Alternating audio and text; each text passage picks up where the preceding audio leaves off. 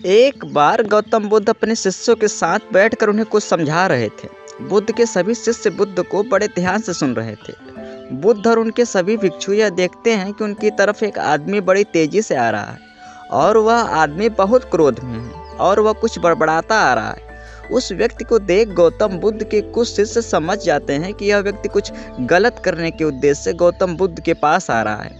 इसलिए गौतम बुद्ध के दो शिष्य दौड़कर उस आदमी के पास चले जाते हैं और उसे रोक लेते हैं और उस व्यक्ति से पूछते हैं कि तुम कौन हो और तुम्हें किससे मिलना है। वह व्यक्ति गौतम बुद्ध के शिष्यों से कहता है कि मेरे मार्ग से हट जाओ, आज मैं इस बुद्ध को सबक सिखाकर ही रहूँगा। उस व्यक्ति की बात सुन गौतम बुद्ध के शिष्य उस व्यक्ति को शांत करने की कोशिश करते रहे, पर वह व्यक्ति शांत नहीं होता है। बुद्ध उस व्यक्ति को देखते हैं और मुस्कुराते हैं और अपने शिष्यों से कहते हैं कि मेरे प्रिय भिक्षुओं, उसे आने दो मेरे पास, वह मुझसे कुछ कहना चाहता है। बुद्ध की आज्ञा का पालन करते हुए बुद्ध के भिक्षु उस व्यक्ति के मार्ग से हटते हैं और वह व्यक्ति बुद्ध के पास आकर खड़ा हो जाता है। जैसे ही व्यक्ति बुद्ध के पास पहुंचता है, वह बुद्ध को गालियां देना शुरू कर देता है। बुद्ध उस व्यक्ति की गालियां सुनते रहते हैं, परंतु उसे कोई भी उत्तर नहीं देते। बहुत देर तक बुद्ध को गालियां देने के बाद वह व्यक्ति अपने मन में सोचता है कि मेरी गालियों का तो बुद्ध पर कोई भी असर नहीं हो रहा है। इसलिए उस व्यक्ति का क्रोध और भी ज़्यादा बढ़ जाता है और वह व्यक्ति बुद्ध के ऊपर थूक देता है।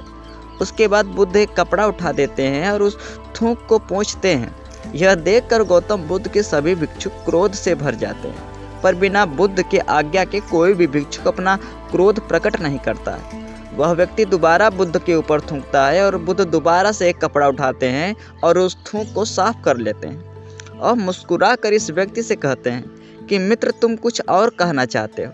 जैसे ही वह व्यक्ति बुद्ध का यह प्रश्न सुनता है, वह व्यक्ति भीतर तक हिल जाता है और वह व्यक्ति बुद्ध को कोई भी उत्तर नहीं दे पाता है और तुरंत वहाँ से चला जाता है। बुद्ध के सभी भिक्षुओं के मन में यह प्रश्न होता है कि उस व्यक्ति ने बुद्ध का इतना अपमान किया, लेकिन बुद्ध ने उस व्यक्ति को यह क्यों कहा कि क्या वह और कुछ कहना चाहता है।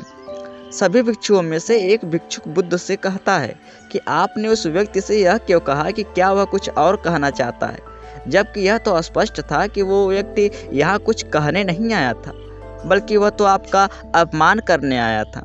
क्या आप उसके द्वारा किए गए अपमान को नहीं देख पाए। बुद्ध मुस्कुराते हैं और अपने सभी भिक्षुओं से कहते हैं कि मेरे प्रिय भिक्षुओं, अपमान और सम्मान उसे नजर आता है जो इन दोनों से चिपके हुए होते हैं। मैं इन दोनों से ऊपर उठ चुका हूँ, इसलिए ना तो मुझे परेशान कर सकता है और ना ही कोई सम्मान से मुझे प्रसन्न कर सकता है। वह व्यक्ति बुद्ध का अपमान करके अपने घर तो चला जाता है, लेकिन पूरी रात सो नहीं पाता है। उसके मन में सिर्फ यही प्रश्न घूमता रहता है कि मैंने बुद्ध का अपमान किया, उन्हें गालियाँ भी दी, फिर भी उन्होंने मुझे यह क्यों पूछा कि क्या मैं कुछ और कहना चाहता हूँ, जबकि मैं वहाँ कुछ कहने नहीं बल्कि उनका अपमान करने गया हुआ था। अगले दिन वह व्यक्ति सुबह सुबह जल्दी उठकर बुद्ध के पास चला जाता है और उनकी चरणों में लेट जाता है। बुद्ध के सभी शिष्य उसको देखकर आश्चर्यचकित होते हैं कि जो व्यक्ति कल बुद्ध का अपमान करके गया हुआ था, आज वह रो रहा है और बुद्ध के चरणों में पड़ा हुआ है। बुद्ध उस व्यक्ति को उठाते हैं और उस व्यक्ति से कहते हैं कि मित्र, क्या तुम और कहना चाहते हो। इतने में बुद्ध का एक भिक्षुक बुद्ध को टोकता है और उनसे पूछता है कि बुद्ध, जब कल यह व्यक्ति आपका अपमान कर रहा था तब भी आपने यही बात कही थी, क्या तुम्हें कुछ और कहना है। और आज यह व्यक्ति आपके चरणों में पड़ा रो रहा है और तब भी आप यही बात कर रहे हैं, इसका क्या अर्थ है। बुद्ध कृपा कर समझाएं हमें। बुद्ध कहते हैं कि बात को कहने के लिए शब्द असमर्थ हैं। कल भी यह व्यक्ति मुझसे कुछ कहना चाहता था पर शब्द असमर्थ थे, इसलिए क्रोध में आकर उसने मुझ पर थूक कर इसने वो बात मुझसे कहने का प्रयास किया और आज भी शब्द असमर्थ हैं। इसके आंसू कह रहे हैं जो यह कहना चाहता है। उसके बाद वह व्यक्ति बुद्ध से कहता है, बुद्ध, मुझे क्षमा कीजिए, मैंने आपका अपमान किया है। बुद्ध कहते हैं कि तुम्हें क्षमा मांगने का कोई भी आवश्यकता नहीं है, क्योंकि क्रोध भी तुमने किया और उसकी पीड़ा भी तुमने ही पाई। इसमें तुमने दूसरे किसी को क्या नुकसान पहुंचाया है।